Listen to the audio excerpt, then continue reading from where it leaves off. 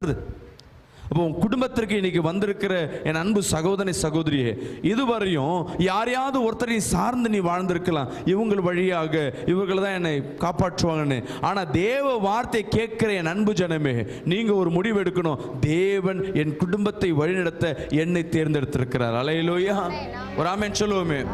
மற்றவங்க மேல என்ன சொல்றது, பழி போடாம ஐ வில் டேக் கேர், நான் பார்த்துக்கிறேன். ஆண்டவரே எனக்கு ஒரு வாய்ப்பு கொடுங்க, நான் எழும்பி போறேன். அல்லேலூயா, எனக்கு ஒரு வாய்ப்பு கொடுங்க, நான் கிளம்பி போறேன். உன் வல்லமையை தரித்துக்கொள், உனக்குன்னு கொடுக்கப்பட்ட வல்லமை உன்னோடு தான் இருக்கு. விசுவாசிக்கலாமேன்னு சொல்லுவோமே. நல்லா நடந்தவங்க, நல்லா ஓடினவங்க, நல்லா சிரிச்சவங்க, நல்லா வேலை செஞ்சவங்க, திடீர்னு ஒரு துன்பமான செய்தி வந்த உடனே எதுவும் செய்யாதபடி இருக்கிறாங்க. உட்கார்ந்து போயிருப்போம். அப்போ அவங்க திறமை, அவங்க வல்லமைலாம் உள்ளதான் இருக்கு.